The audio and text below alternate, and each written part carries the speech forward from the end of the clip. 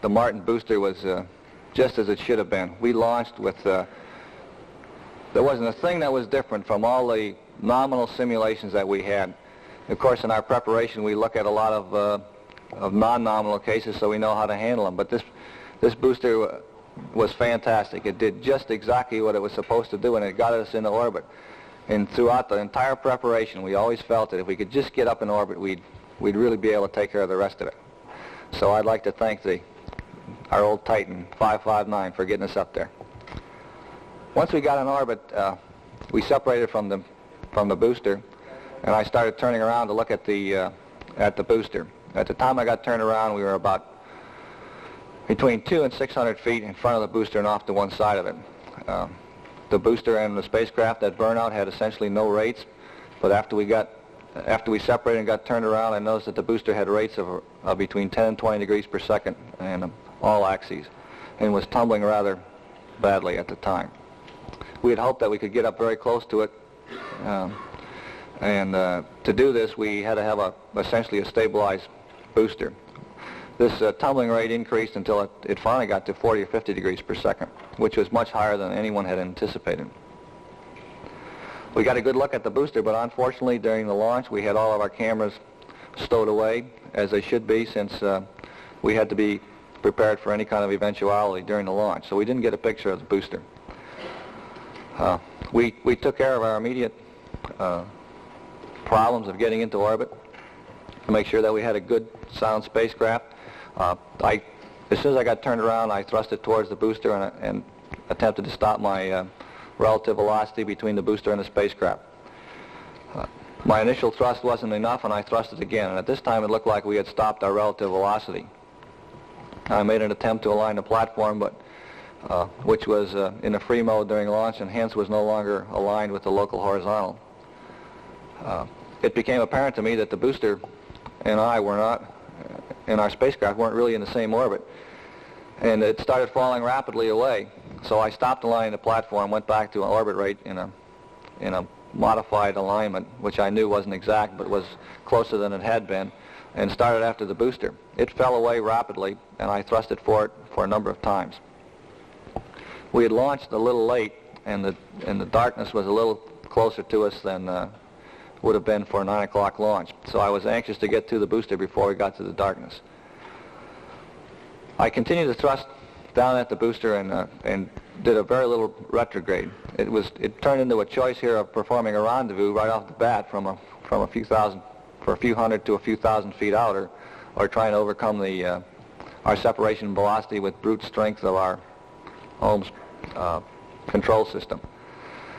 So I elected to maneuver after it because I didn't feel that I could perform any sort of a rendezvous in 5 minutes before we got to the darkness. It was below us when we went into the darkness, and as we approached Carnarvon, I finally got down to the altitude of the booster. We had two flashing lights on it, and during this period of time I noticed that the lights were operating properly. As soon as we separated, I could see the lights flashing. As we got into the darkness, the booster shape itself faded out completely, and the only thing I had were the two lights. It was a tumbling booster now instead of a stabilized one, as we had hoped. And as it tumbled, if I could see both the lights, I could tell by the distance between them how far away we were. As it tumbled, however, I didn't really see the two lights all the time, so most of the time I was looking at a single light. If you've ever looked at a single light at night, it's a little difficult to tell range and range rate. So we had a small problem on our hands. But I did feel that slightly before we got to Carnarvon, we were within 400 or 500 to 1,500 feet deep. Yes, that's right, Jim. And we were finally down to the altitude of the booster. However, we'd had to modify our own orbit by thrusting down, which tended to shift the perigee and apogee around a little. We still weren't as close as we needed to be to stay right in the same orbit with the booster. And again, it started drawing away from us. But here is where I got to the one light situation and couldn't really tell the rate that it was departing or the range between my spacecraft and the booster. Finally, it became apparent that the light was much less brighter than it had been. At this time, I started thrusting towards it again in greater increments this time. Shortly thereafter, we we popped out into the sunlight, or the booster did. We were still in the darkness, but I could see the booster out at a range of a mile or so. And it had dropped quite a bit below us. And at the time that it went into the light, the booster shape popped out, and that was the first time for maybe 10 or 15 minutes, that I really had an idea of where it was. And it was a lot farther out than we thought it was. Ed and I discussed the fact that it had drawn considerably farther away from us in the nighttime than we ever had possibly thought that it would. We had to make some drastic maneuvers at this time to get close to it, and I began thrusting towards it again. Again, because of the flight plan, we didn't really have time to perform a 5 or 6 orbit rendezvous. We thrusted at it again, and it continued to drop down below us, and I began to fire it down and in retrograde, using both the aft-firing thrusters and the top-firing thruster, because I was pointing down, and my top-firing thruster was essentially a retrograde thruster. The booster drew away from us. I couldn't even stop our relative range rate. So as we came over Guaymas, I called Guaymas, and I told them that we had used much more fuel than we had planned on up to this point, that it looked to me to continue the effort of staying with the booster would require a major expenditure of fuel and a major effort on our part at that time, and I recommended that we cease chasing the booster, and I asked for confirmation from the flight director as soon as possible.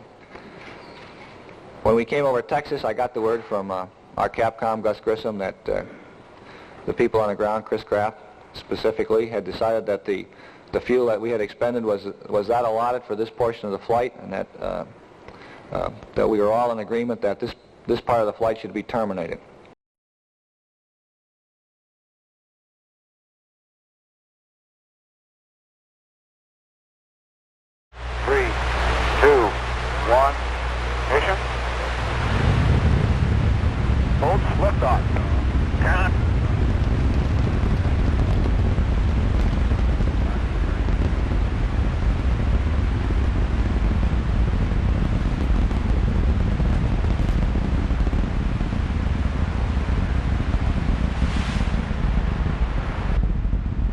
Before you get your roll. Garrett's complete. Roger, roll completed. You get your pitch? Pitch, roger. Roger.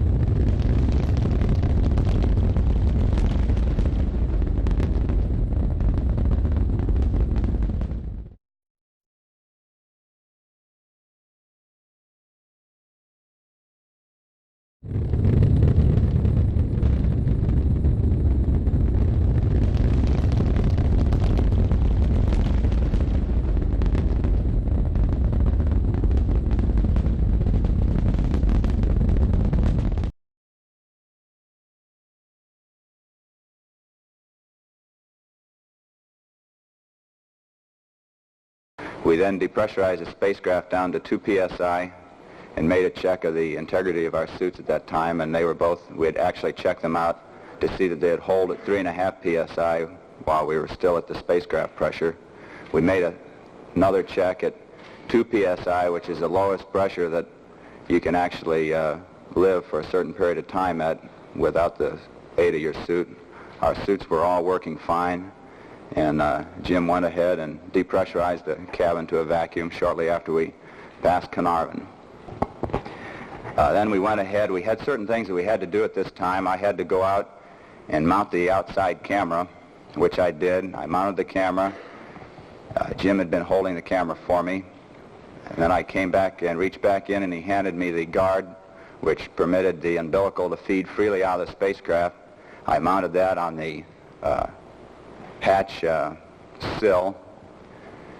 We were then actually ready to go for the EVA. I decided at that time that I'd give the camera a check out and take a short series of pictures while I was actually standing in the hatch on the seat waiting for the go from the flight director for the EVA outside the spacecraft.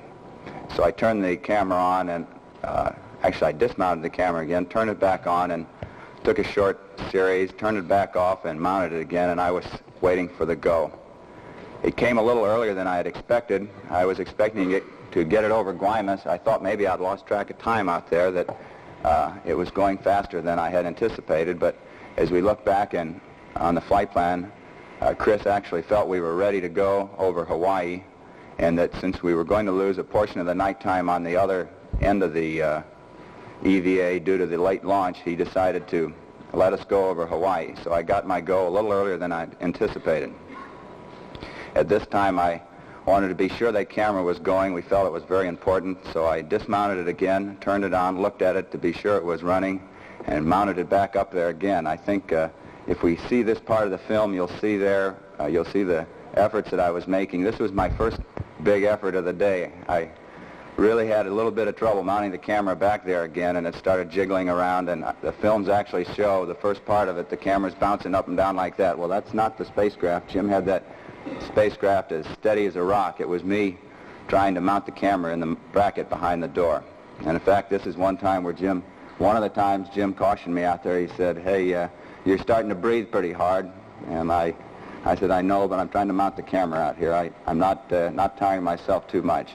But I did realize I was putting out for the first time during the EVA exercise. Prior to going out, I thought, what do you say to 194 million people when you're looking down at them from space?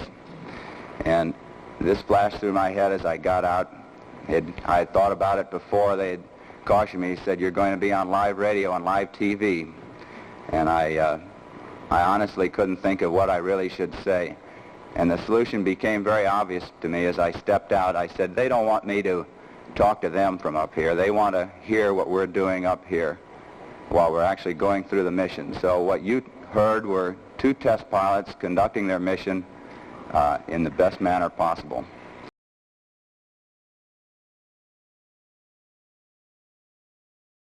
Yeah, let's look at the film now. I think this is a good time. I don't know exactly what pieces they have of it, but as we go along, I'll try to look at it and try to share with you a few of the moments that I had out there. Here it is, right here. Oh, they've got one right here in front. This is actually, it looks like the egress. This is actually when I'm coming out. What I had tried to do was actually fly with the gun or maneuver with the gun right out of the spacecraft. And when I departed the spacecraft this time, there was no push-off whatsoever from the spacecraft. The gun actually provided the impulse for me to leave the spacecraft.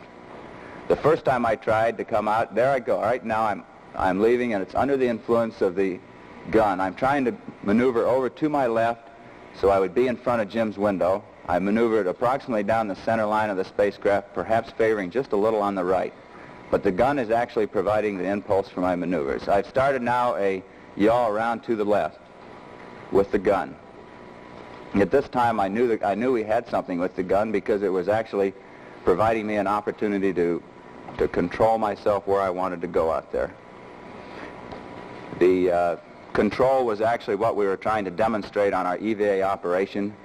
We knew a little bit about the tether dynamics, but we wanted to actually find out how well could a man outside a spacecraft with a maneuvering unit control himself. And in later parts, we wanted to find out just how well could the man control himself with a tether also. It looks like right now I've started to float up, and this is the influence of the tether. It always tried to drift me up above the spacecraft, away from the area that I wanted to be in. Oh, I see right now we're not getting the full framing on the screen, so it's difficult to I think at this time I was translating back toward the spacecraft. I came back toward the spacecraft, up over the hatch, turned around above the spacecraft, out of the view of the cameras, and at this time I told Jim I was coming back again out in front of the spacecraft to see if we couldn't be sure that we could record it on the cameras.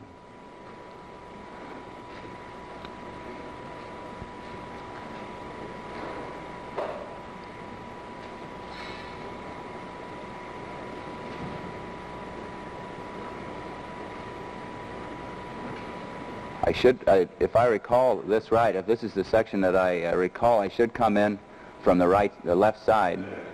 There it is, I see it. I'm coming in now, and I went out in front of the spacecraft at this time and actually made a yaw either direction. I found that the control with the gun to the right and to the left was what I felt quite adequate, and the pitch was quite adequate. I only had 6 feet per second in the gun, which is a very limited amount of air, so I tried to use it very sparingly. I just used it enough to satisfy myself and to make maneuvers so that I felt in my own mind that I could control myself in both pitch, yaw, and translation. This is the type of control that you need to move from point A to point B in space. If you can control your pitch and your yaw and translate fore and aft, you can actually go from point A to B. Roll really isn't very important. The roll didn't bother me. I wasn't trying to control myself in roll because it's like our re-entry. We don't really care about the roll as long as the pointing direction is accurate.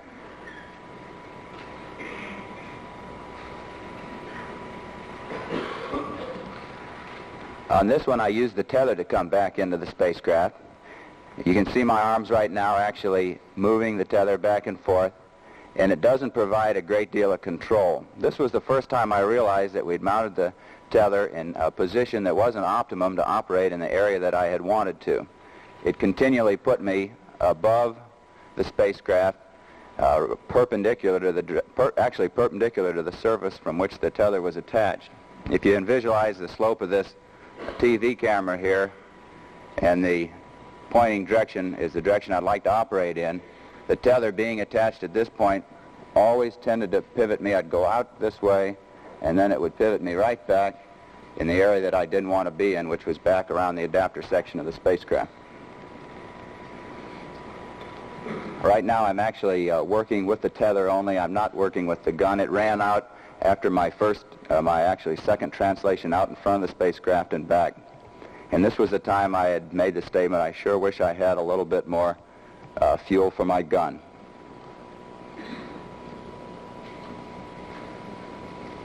Why don't you talk about the stuff on the adapter that you saw? It was pretty interesting, though. I didn't mind getting back on the adapter section. I was able to actually take a look at the thruster areas. The plumes of the thrusters, as Jim was firing them to stabilize the spacecraft, looked just the way Mr. Chamberlain told me they would look. They came out about 1.5 or 2 feet from the spacecraft, and it didn't look very ominous at all. This area, the 1.5 to 2 feet, was an area in which they felt the heat would damage my suit. I was right above them, about 5 or 6 feet above them, watching them fire at one time. This was a time when I got right out by the nose and looked down at the nose. We'd thought that I might get out there and actually see if I could hold on to the nose and Jim translate the spacecraft. But I got out there, took one look at the stub antenna, which was our connection with radio back to the Earth, and I felt this wasn't any place to play around with. And so I didn't do any work around the nose of the spacecraft. I pushed off and went on out further. When you push off the spacecraft with the tether, it's very difficult to push off exactly in the direction you want to go unless the surface of the spacecraft is perpendicular. So you see, when I pushed off, it put a nice big rolling motion to me, and I'm using the tether now to pull myself back in to the spacecraft. The tether was quite useful. I was able to go right back where I started every time, but I wasn't able to maneuver to a specific point with it. Right, man, he's walking on top of the spacecraft. Right, I will.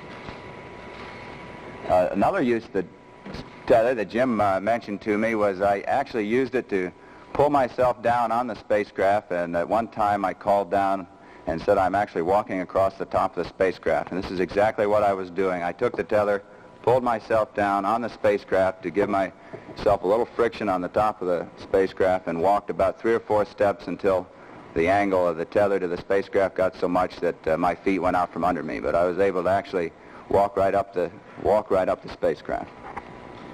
Now let me describe a little bit. One of the first things they asked us, of course, when I got back in and we reported down to the mission director that we experienced, while I was outside, I experienced no disorientation whatsoever. And I'll explain to you a little bit of the method that we used as far as orientation was concerned. We felt we had a stabilized spacecraft, and one of the things that Jim was doing inside the spacecraft was maintaining the spacecraft in a fixed attitude for me. So I always could work off of a stabilized base. This is the way we started out. And when I got out, there was no disorientation whatsoever. I was able to look down to the ground, back to the spacecraft. If I wanted to at the sun, there really wasn't any reason to look at the sun, and I didn't do that very often. But the stabilized spacecraft was a fine reference for me. And as we went on, Jim called me out and said he was going to let the spacecraft drift a little more. This was when I was pushing off of it and putting rotational velocities into the spacecraft. And at this time, even with a spacecraft that was actually rotating, it still gives you a three-dimensional object on which to orientate yourself. And for me, this was plenty adequate. I was able to use the spacecraft, use the ground, and this provided me adequate orientation cues. There was no disorientation associated with EPA. And you don't feel that a second object is required to take a fix on, like the sun or a star or anything like that? No, I didn't. And we'd felt this ahead of time. We talked this over thoroughly with our mission planning people and had decided that the one object, which is three-dimensional itself, was adequate for orientation, and it was. Well, I think, no, I didn't feel like I was skipping, but Jim, I think, could hear me clunking along on the top of it. I didn't feel like I was walking right here on Earth because I was actually providing the attachment to the spacecraft with the tether.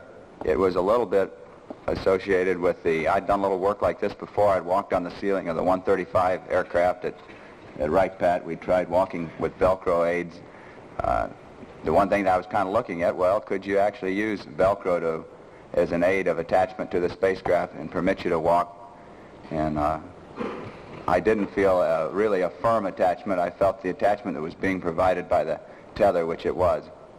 The method of closing it was for me to hold on to a canvas strap and to use a large lever and ratchet the hatch down.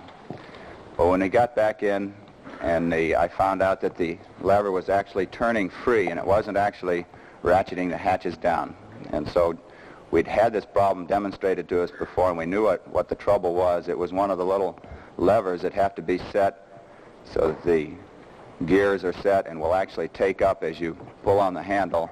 I had to actually act as a little spring in there. I had to go back with my right hand, operate the lever, reach forward, and operate the big handle.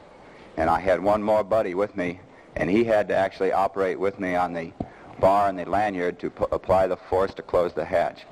So I think if we had one period in this flight where teamwork really paid off, I think more so than any other time, this was the time it did, because as I pointed out, I actuated one lever with my left hand, the other with my right hand, and Jim pulled like the devil on the handle, and between the two of us we got into the proper sequence that we knew we had to get into to close the hatch, and this is the manner in which we close the hatch. Just to show you how training pays off, Jim and Ed had actually completely disassembled that hatch and put it together themselves prior to the flight, so they really knew what the mechanism was. This didn't come as a bolt out of the blue to us. We were familiar with this mode of failure. We had a method of operation so that if this did occur, we knew what to do about it, and this is exactly what we did do. I'm not going to say that my pulse didn't go up when that handle turned freely, because I'm already convicted. Chuck already has the data here on the ground, and he's told me it went up a tad, but I might add a little bit right here. This is one of the reasons that it takes so long to prepare for one of these flights.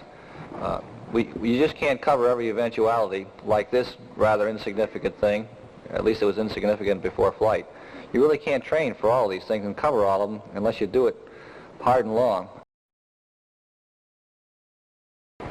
I'd like to make a few comments on the EVA work that are a little more in line with what we were looking for. As I mentioned earlier, we were looking to find out, could man control himself in space? And the answer is yes, man can control himself in space. He needs a little more fuel than was provided to me. We also were trying to find out what were the dynamics of a tether. We found out a great deal, I believe, about the dynamics on the tether. The movie showed us a lot. I can tell you a lot about it. I also realized right away that our tether was mounted so that it put me exactly where Chris Kraft had told me to stay out of. He told me to stay away from the adapter end and also the thruster firings.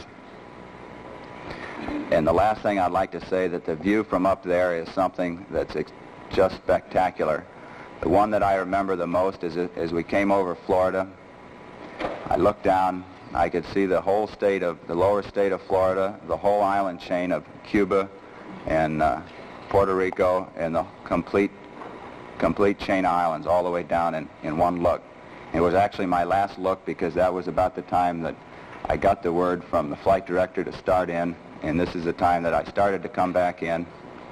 The conversation that you heard between Jim and I coming back in was as I was disassembling the camera. I had certain things that I had put up. It took me about 5 minutes to get them all put up when I went out. It took me probably a little shorter period of time to disassemble the camera, to get the umbilical free of the door, and to come back in. The food that we had along on that flight, I know we have reputations of being big eaters, but the thing that was very apparent to me that after about 4 or 5 hours, if I didn't take a meal, I felt a little bit like I was slowing down a little bit, and it was, to me, it was more pronounced than when I get hungry here. I tend to get hungry quite often here, but up there when I got hungry, my energy level went down considerably. And each time I'd take a meal, it was like a shot in the arm. My energy level boomed right up, back up to the level that it had been prior to the time that I'd kind of run out of gas from lack of food, and it was right back up again. And the point that I'm making is that we can go the long duration flights, but I think we have to be sure that we provide adequate food. I think Jim went through the same cycle each time that he didn't eat, and as soon as he ate, we were right back up on a good working level. The food was very, very important. Howard Simon?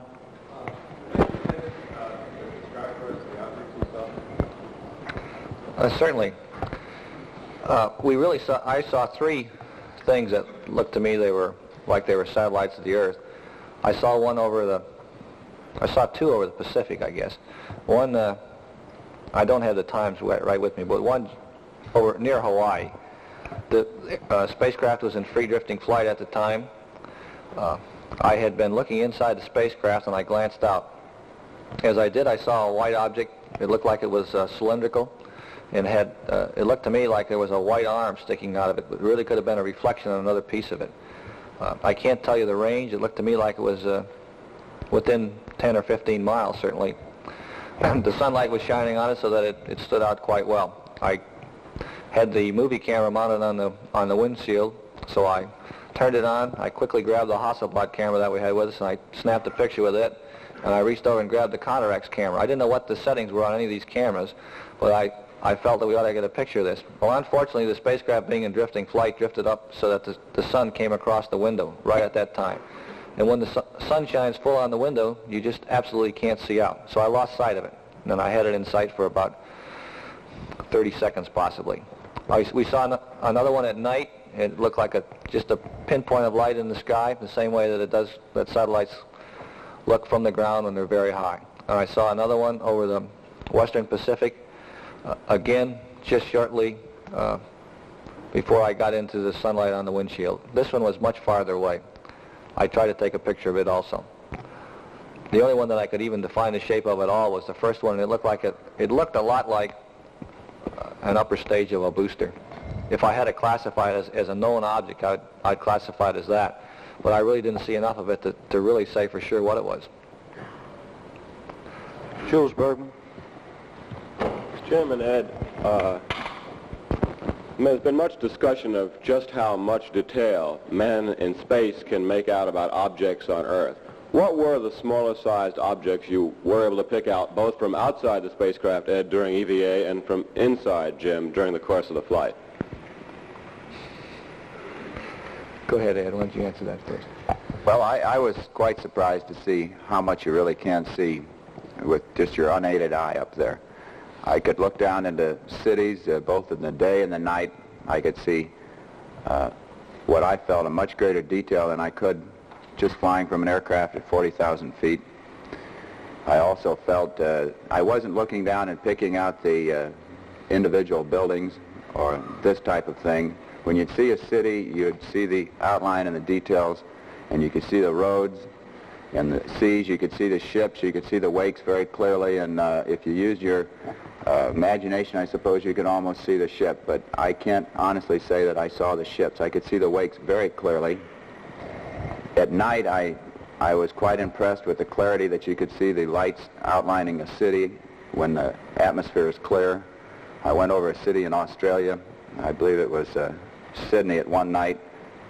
It was very, very clear, and I looked down and it looked like almost a fine strings of lights where the street lights and the roads were lighted. It was like a fine spider web of lights, much clearer in detail than I could see in the normal night. It's a little more blurry at night from the air. Also, from outside the spacecraft, I didn't specifically try to observe items. The area that I think I looked at closest was a Texas coastline. As I came over, Jim called out and said, "I think we're over Texas." And then he says, "As a matter of fact, I believe we're over Houston." And at that time, I was in a position that I could look down, and I saw the Gulf, and I went on into Clear Lake, Taylor Lake. I could see the outline of the small lakes down there very clearly. And I didn't take time to look for the manned spacecraft center. I think if I had looked for the center and taken the time to focus down there, I believe that I could have seen objects of this size very clearly. The thing that impressed me was the clarity with which you can see objects down there. We looked down at roads, you could see airfields, you could see the runway outlines very clearly. I was very impressed with it. I think one thing that's very important, Jules, is a contrast between the thing you're looking at and the surrounding terrain. And long features tend to stand out better than do square ones. If you saw an object of a given width, if it were very long, you'd be able to see it. If it were the same length as it was wide, I don't think you'd be able to see it nearly as well.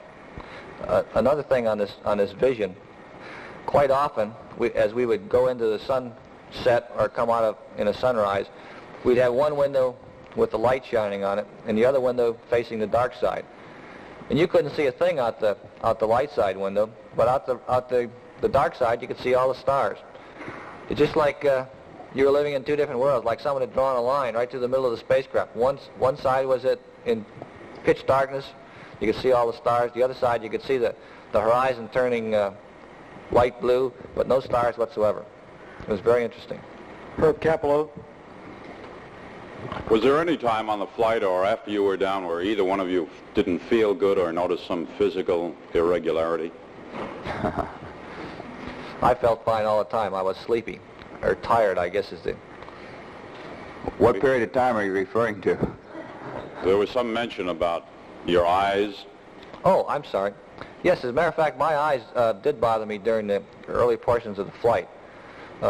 I guess we had some sort of an irritant in the atmosphere in the cabin, and they did bother me. Around 24 hours they were bothering a fair amount, but it continued to clear up so that by the time I landed, I really didn't have any trouble with them at all. And on the whole flight, you both felt good? Yes, sir. I was sleepy and hungry at times, but aside from that, I felt fine. And what about when you got down in the water and you first stood up?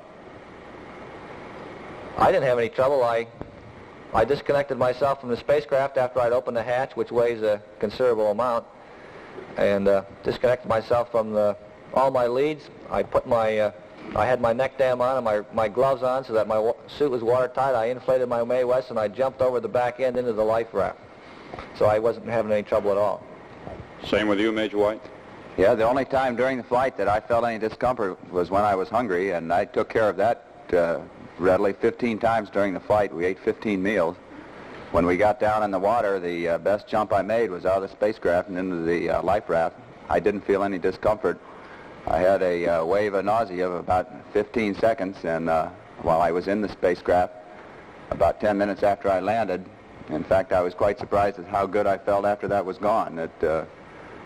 I was quite surprised myself. You know, we'd been briefed pretty thoroughly on what we should do and what we could expect, and there wasn't anything we had to do, and we didn't expect anything. Do you attribute that to the bouncing of the spacecraft in the water? Yes, I do. Charles Shutt. Major White, in relation to your walk in space, would it have been helpful to you to have a longer tether? And from your experience, do you think that man will have any trouble working for longer periods of time? I think that's a good question. Yes, I would have liked to have a longer tether, but more than that, I would have rather had about 10 times the supply of propellant for my maneuvering gun. And I think, yes, man will maneuver in space. I think quite a bit. I think that what we really demonstrated is that man can go from point A to point B with some kind of a aid, such as the maneuvering unit that we had. Let me see, was there another part to your question, or did I answer the parts? Oh, yes, I knew there was no. Keep going. Yes, I think I would have been more than happy to have stayed out and worked longer. I think temperature-wise, I was the most comfortable when I was out of the spacecraft in the EVA portion than I was at any other time. During the flight, I had a fairly heavy suit on, and it seemed like I was warm throughout the whole flight, except for the one portion in which I was out EVA, and the temperature then I would classify as extremely comfortable.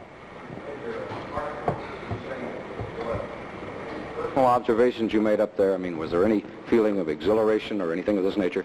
No, people have asked me, did I feel exhilarated, and no, I felt very thankful to have been able to take part in this part and to represent the people up there. I don't know how to put it to you, but I didn't feel any feeling of fear. I felt well trained for it, and I felt completely natural out there. Bart Snyder. I'd like to ask you about the actual exertion during EVA. When on the ground you had a pulse rate of about 50, and during EVA it jumped to about 150, and then when you stepped back in the capsule it jumped to about 186. How would that compare with the exertion in running as you did, running a distance run? Well, I think that we have pretty good documentation of what my pulse rates go to on the ground. I think that when we ran the altitude chamber test, and I worked pretty hard in that big suit during the altitude chamber runs, I think if they go back over the data, I remember I inquired of them after these runs that my pulse rates went up in the vicinity of the figures that you quoted. And I think that when I go out and do run, which I do on a rather regular basis, that a pulse rate of in the vicinity of 150 is not abnormal when I really put out. I think it's a pretty normal indication for me. Were you breathing hard, you believe? 2 times did I breathe hard, and one was when I was mounting the camera just before I went back out to be sure that it was running. And the other time is when I was closing the hatch with the assistance of Jim. All right.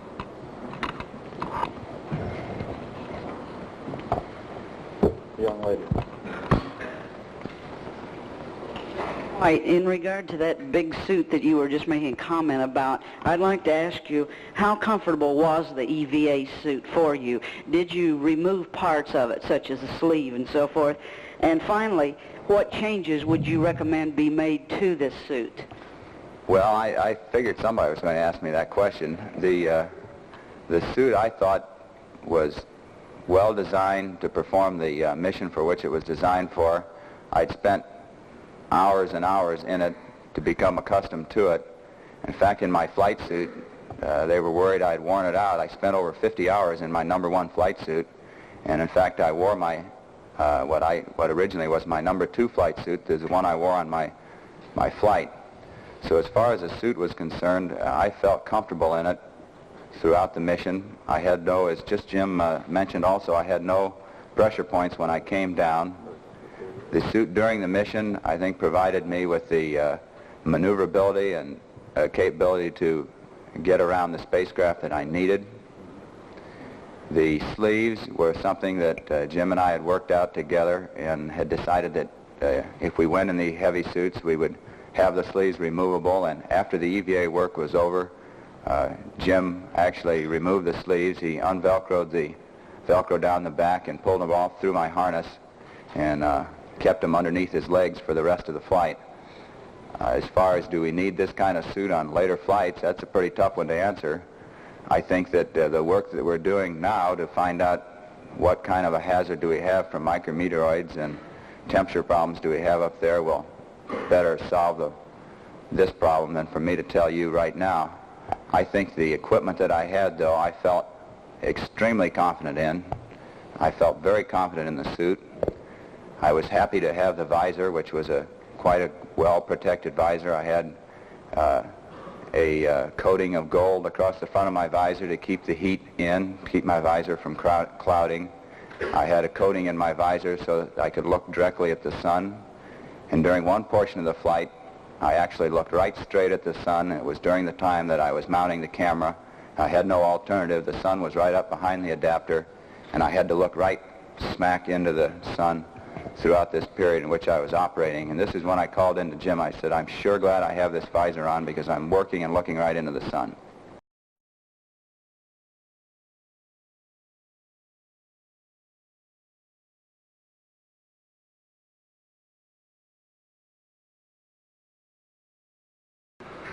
As you know, our computer failed about 20 hours before retro.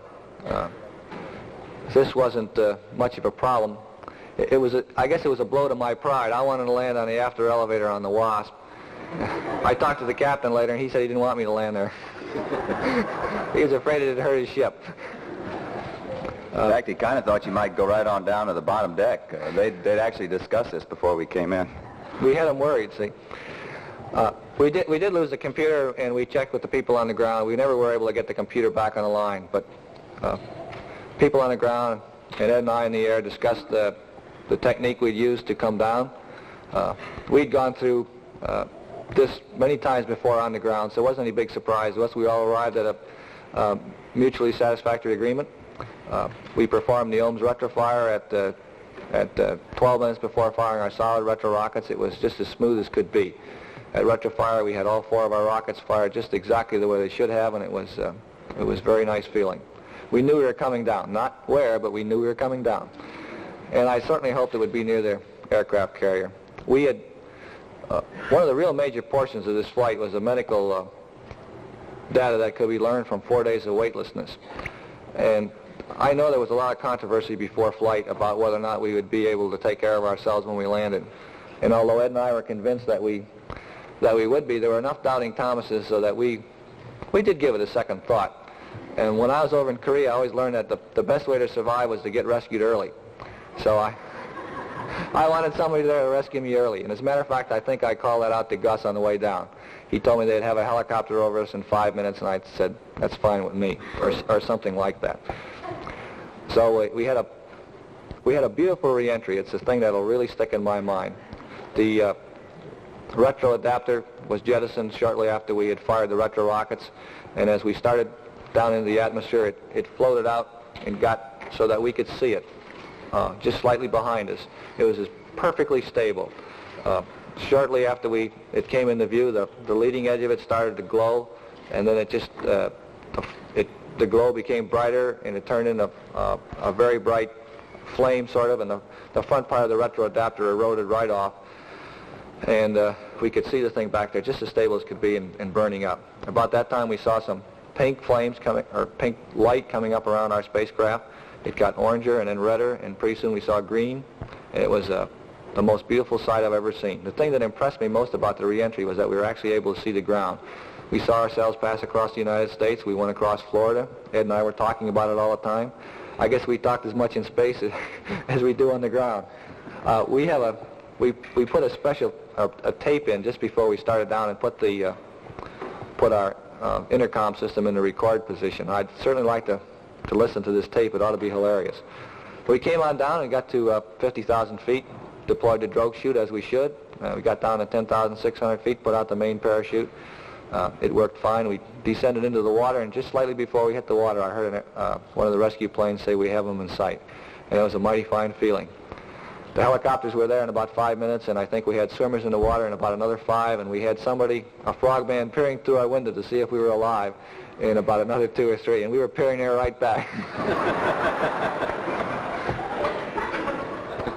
I think that that covers the flight in a nutshell, and I know you've got a lot of questions. Jim, let me cover one thing that you missed on the reentry that I think was probably one of the most interesting parts.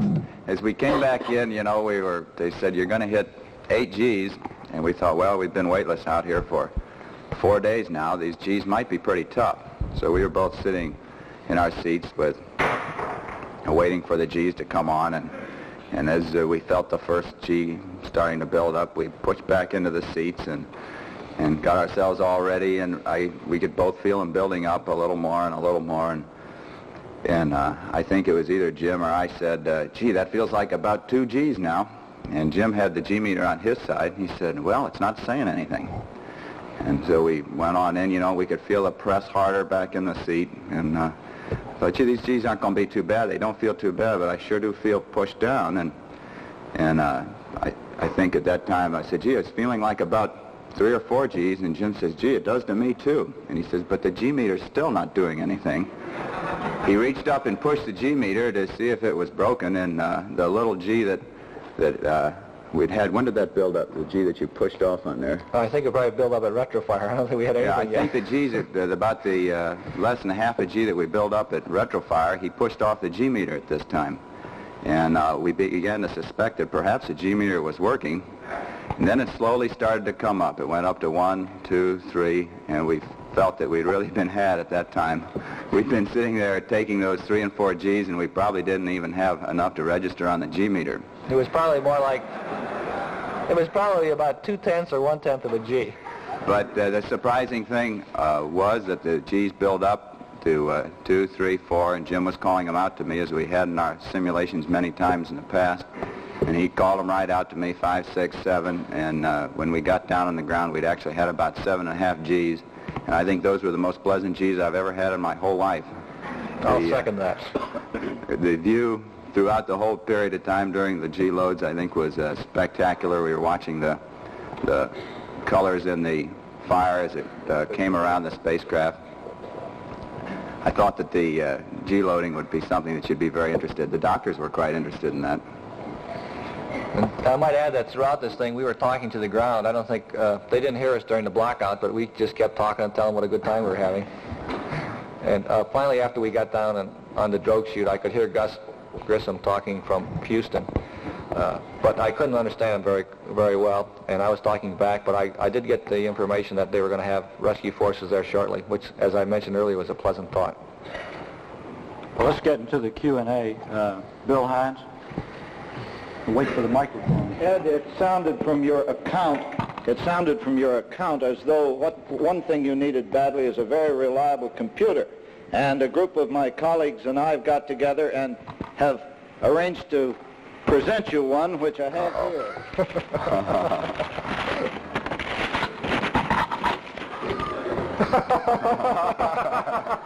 This is exactly what Jim asked for. He said to Gus, says, anything we can do for you before the reentry?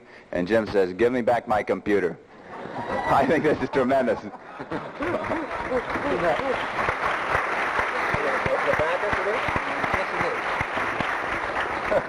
I might add that it says on the bottom, break glass in case of emergency. This is what we needed.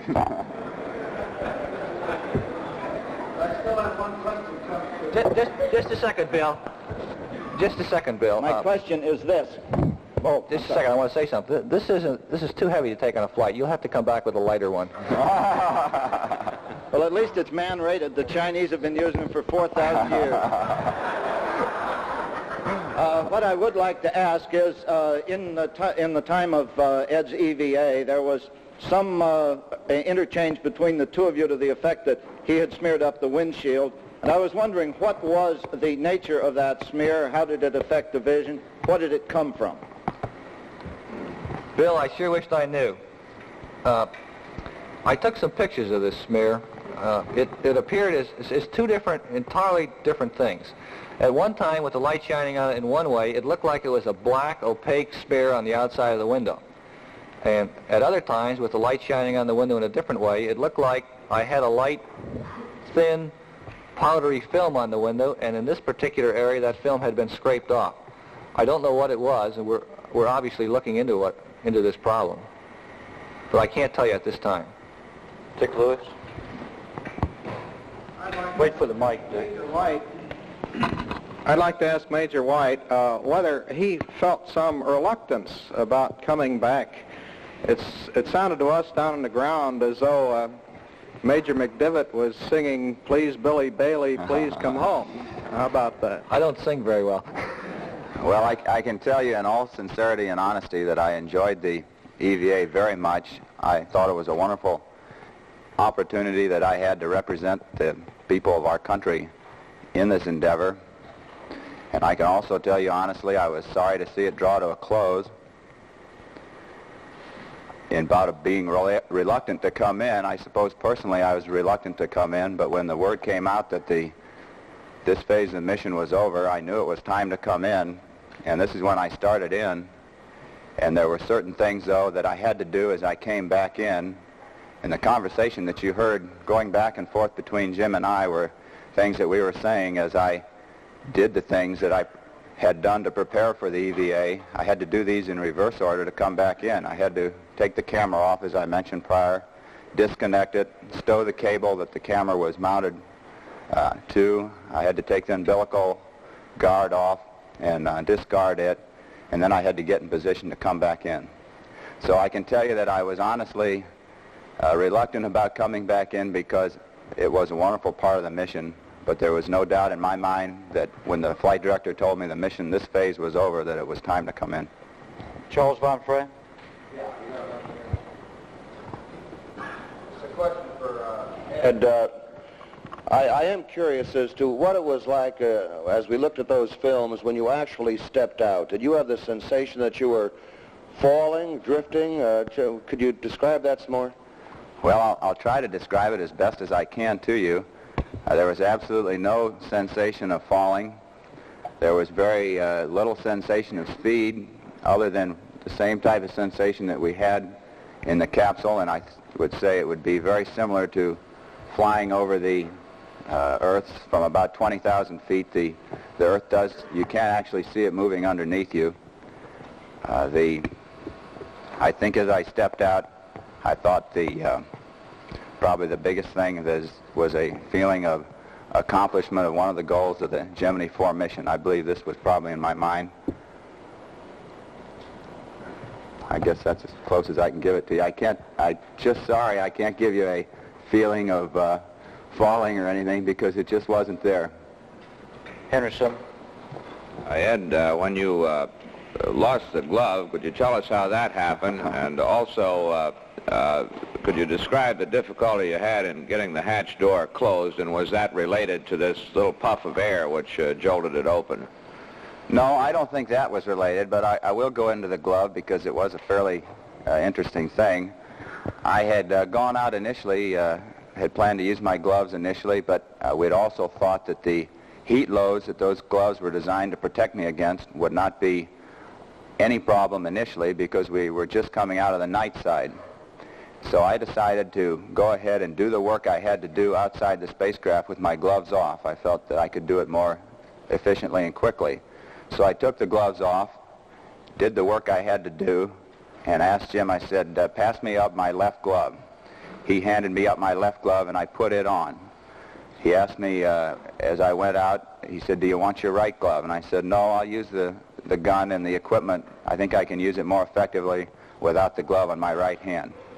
I think this was the last that we had the opportunity to do much control on that glove because shortly thereafter while I was out, I looked over my shoulder to the left and it was a very strange sight. There was my glove floating off into space. There just seemed to be a bit of a flow out of the spacecraft of air from the environmental control system.